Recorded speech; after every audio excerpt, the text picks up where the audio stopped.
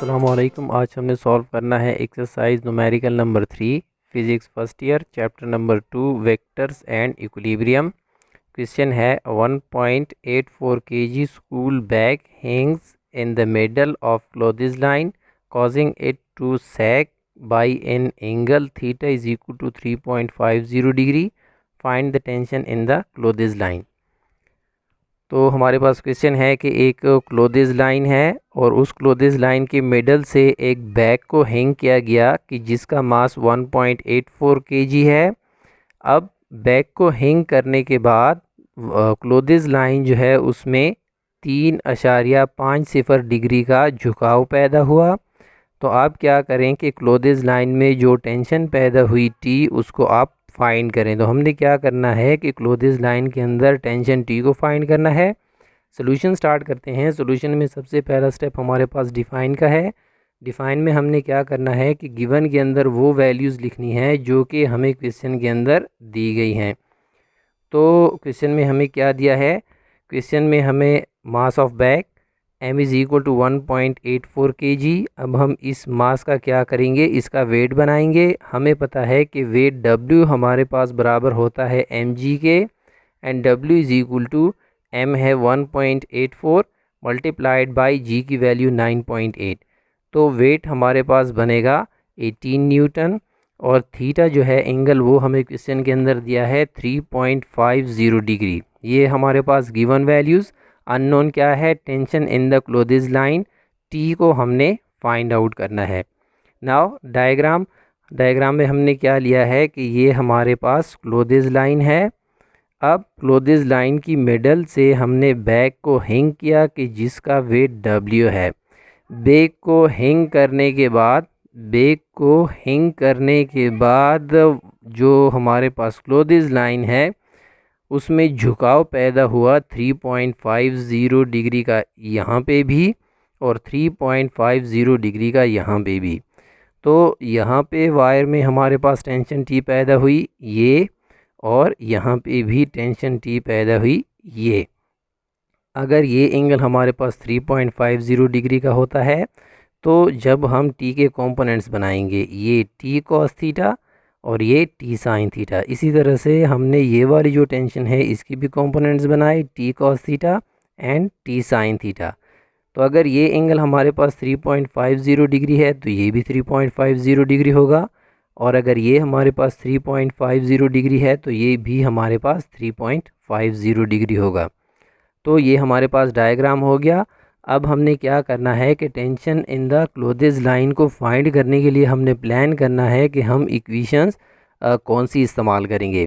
तो tension in the clothes line को find करने के लिए हम फर्स्ट कंडीशन ऑफ इक्विलिब्रियम जो है उसको हम यूज़ कर रहे हैं from first condition of equilibrium. First condition of equilibrium हमारे पास क्या है, फर्स्ट कंडीशन ऑफ इक्विलिब्रियम हमारे पास है कि sum of all the forces acting on a body is equal to 0, या इसको हम ऐसे भी कह सकते हैं कि sum of all the forces acting on a body along x axis is equal to 0 and sum of the forces acting on a body along y axis is equal to 0।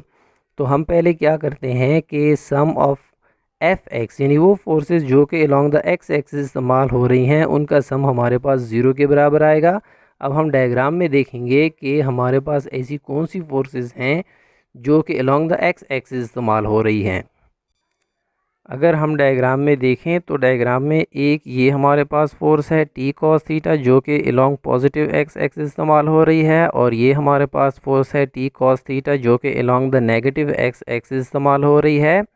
अब इन दोनों फोर्सेस के अलावा कोई तीसरी force नहीं है हमारे पास जो कि अलोंग द x एक्सिस इस्तेमाल हो रही हो, तो इसलिए हमने टी कॉस थीटा यानी summation F X is equal to 0 वो उन फोर्सेस का सम जो कि अलोंग द x एक्सिस इस्तेमाल हो रही हैं। तो अलोंग द x एक्सिस हमारे पास एक T cos theta along the positive x axis इस्तेमाल हो रहा है, इसलिए इसको हमने पॉजिटिव लिया, और दूसरा टी कॉस थीटा जो है ये अलोंग नेगेटिव x एक्सिस इस्तेमाल हो रहा है, तो इसलिए इसको हमने नेगेटिव लिया, and this is equal to 0। ये दो फोर्सेस थी हमारे पास जो कि अलोंग द x एक्सिस इस्तेमाल हो रही थी। अब उसके बाद डायग्राम में हमने देखना है कि sum of F I is equal to zero, यानी अलोंग द वाई एक्सिस कौन सी फोर्सेस हैं कि जिनका सम हम फिर ज़ीरो के बराबर लेंगे।